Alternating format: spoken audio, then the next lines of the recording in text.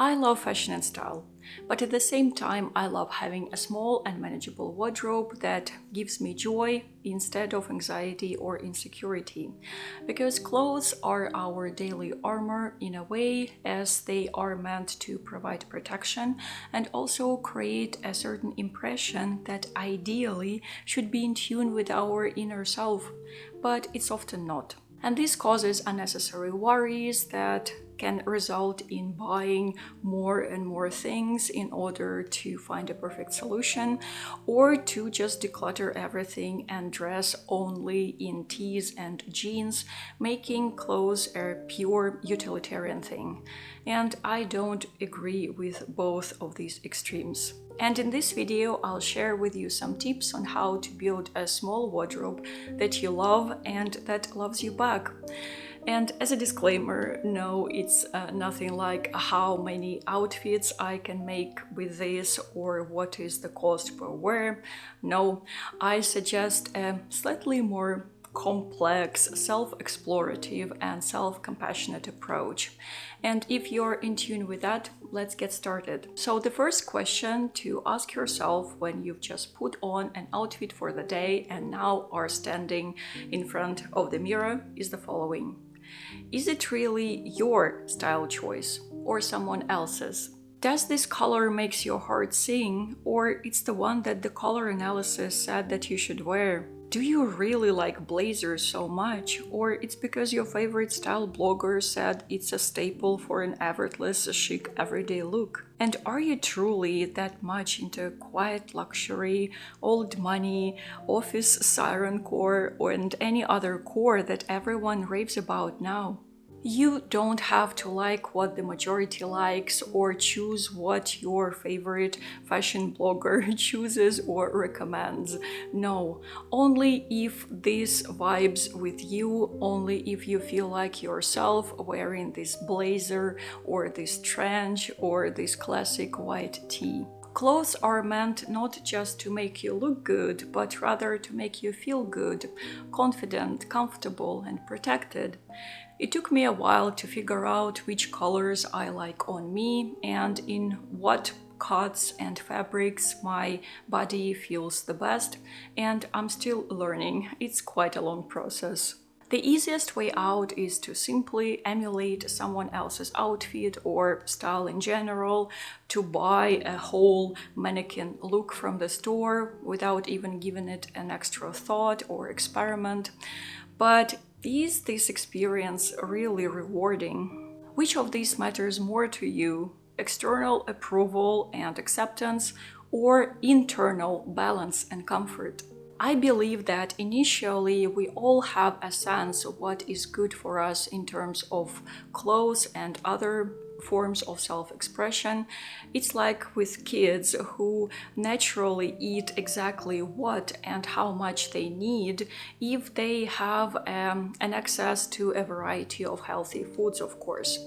And the same thing is with clothes, probably. It's just my theory, my thoughts. I don't know whether it's true, and let me know if you agree with that. It's the outside noise of trends and classifications and all sorts of boxes that we are required to fit in that break our natural antennas. I personally enjoy watching different style and fashion videos with some tips and observations and street style reviews, but those videos can be very overwhelming if taken too seriously. On the one hand, they can provide some very interesting and useful tips on how to use accessories, how to make this or that basic garment shine, but on the other hand, they can easily kill your individuality. There's such a thing as visual savviness when you are aware of different aspects of visual aesthetics. But this visual savviness can simply destroy the spontaneity of unique self-expression, don't you think? Here is a personal example. I follow one style fashion blogger on YouTube. I really enjoy her vibrant and fun personality. She is very engaging, and in one of her videos she shared her opinion that very strong and deep and vibrant colors are not a perfect choice for a person. She said that it's preferable to choose more muted and neutral colors as they are more calming and noble, and all those things that sound so attractive. And also she made a point that light colors are more beneficial for faces that are no longer in their 20s as they make the skin and the complexion shine. And although I don't quite share her perspective, for myself personally, of course, I once caught myself trying to opt for a more serene and muted color instead of choosing a deeper and darker tone, the ones that I usually enjoy wearing. There can be different voices talking in your head, dictating how you should live your life, what choices you should make. And catching these voices and muting them can be a really fun and exciting game leading you to yourself, only if you listen to yourself attentively. So I ditched the idea of choosing serene and lighter colors and went with what my heart really wanted. And I'm wearing one of these garments that I've chosen, and this color is called grape wine. This blouse top is one of the 3 recent beautiful additions to my wardrobe that was kindly sent to me by a very small family-run sustainable clothing brand from Lithuania. It is called Not Perfect Linen, and honestly, I haven't been that excited about new clothes in years. I've chosen 3 models from them. This old London V-neck top in grape wine color. It has boxy cut and it's super flowy. Then Maxi Wells pants in charcoal blue. They are super high-waisted, wide-legged, and with a slightly dropped crotch for extra comfort. And the third, the most striking garment in my perception, of course, is Victoria 2 oversized linen jacket in emerald. I asked the brand for some tweaks to make the garments fit my body better, for example, an increased inseam of the pants. Not Perfect Linen offers up to 3 customizations per garment free of charge. So thus you can build a perfect garment that fits your personality, your body type, and your lifestyle. Not Perfect Linen uses Ecotex and European Flags certified linen fabric that is ethically sourced from small local suppliers in Lithuania. All garments are made to order, thus there are no overstocks, no sweatshops, no fast collections. Everything, including the packaging, is so well thought through and made with exquisite care and attention. There are so many timeless yet modern items that you can choose from on the website of Not Perfect Linen. They can be looser like mine or more fitted for a different body frame. And the color palette is just enormous. And with my order, I got fabric samples. Not Perfect Linen tries to avoid programmed machines or other non-human help and use as much human input in the whole process as possible. They advocate for slow buying and slow living, and it's everything that we love here, right? And also the worldwide shipping is super easy. Not Perfect Linen kindly offers a 10% discount to all my viewers, and this code can be used from today, the 30th of June, until July the 7th. The code will be down in the description section, so all you need to do is just to tap it in when you're placing the order.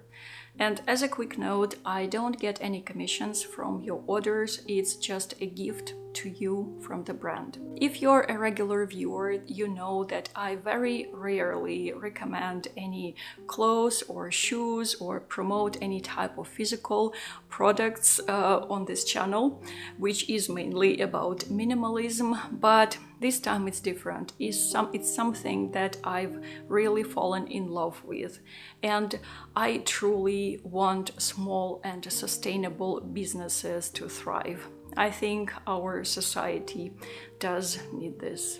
And to wrap up this part with the first question, I just wanted to mention that I find it really inspiring and helpful to draw inspiration from nature rather than trends or anything that is man-made. This helps grow your own understanding of colors, their combinations and cuts, and I don't know, something pretty unexpected, and it's a very creative way to do that rather than just copy style bloggers or trends or course, everything that I've mentioned before. So the second question to ask yourself is, do you want to smile at yourself when looking in the mirror? Yes, it's as simple as that, but please be honest when you ask yourself this question, because it's the easiest and the best test of how much you really like what you're wearing. It's not intricate color or body type analysis. They are confusing anyways, because there are so many nuances. Each person's features are so much more than just summer, winter, fall, or spring. It's the smile that is the ultimate indicator. For example, I cannot smile at myself when I'm wearing anything beige, because that color makes me look like a sad moth caught in the daylight, and it's not something that provokes a smile, let's be honest. But I do smile at myself when I'm wearing vibrant and deeper and darker colors, the ones that are said to make me look older, but who cares? I just love wearing these colors, and that's it. And for you it will be completely different, and it is beautiful. It is beautiful to be different. I'm pretty saddened to see how style now is losing its diversity. Recently, I browsed in malls and different stores just out of interest, and I couldn't help noticing how everything there looks the same. And even people shopping there, they look the same. And style bloggers here on YouTube, the majority of them, they also look the same. And it's no fun and no occasion for a smile. But again, it's just my personal opinion that I'm free to share here with you on my own channel. And the final, third question to ask yourself when looking in the mirror is, do you take yourself too seriously? Putting on a look that does not resonate with your inner self is such a waste of mental energy, time, money, and simply, why do that? Life is too short to seem rather than be. And the thing with clothes is that when you desperately try to hide something with the help of clothes, this thing becomes even more obvious and your lack of confidence grows. It's pretty worth to shift your mindset from hiding and camouflaging to choosing the things that make you feel better outside and inside. I have quite a few visual imperfections, and maybe they are not that obvious to you because when I film there is a direct light just at my face and it looks probably better than in real life. But I do have skin imperfections, blemishes that don't go away even in my early 40s, and I choose not to use any concealer or foundation because it just deteriorates the condition of my skin even more.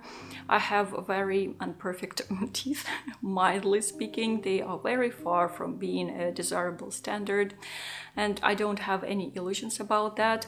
And before, when I was very self-conscious about them, I would talk and smile with my lips very tight like this, not to show the teeth, and I looked very awkward and I felt even more awkward and insecure. I also used to choose shoes that didn't make my big size of my foot too obvious, big for an average woman, of course, and I avoided wearing tops without sleeves, sleeveless tops, because my arms are not that fit. I have some flabby areas, but after all, who cares? When I've taken a conscious decision to really make an effort to stop taking myself too seriously, it was very liberating. Because after all, most people don't care about you. They simply don't. I know it can sound harsh, but it's the reality. Most people are preoccupied with themselves, and thus we have a perfect opportunity to relax our clenched jaws and other parts of the body and just enjoy being ourselves. We can stop being afraid of our imperfections, we can stop striving to comply with some imaginary standards or fantasy selves, and we can just begin to enjoy the ride and dress every day so that we can smile at ourselves in the mirror. Feel free to share in the comments your thoughts and observations. What is your style? What is your attitude to personal style? Do you watch fashion bloggers and why? And what is your attitude to your own wardrobe at the moment? It will be very interesting to read what you have to say.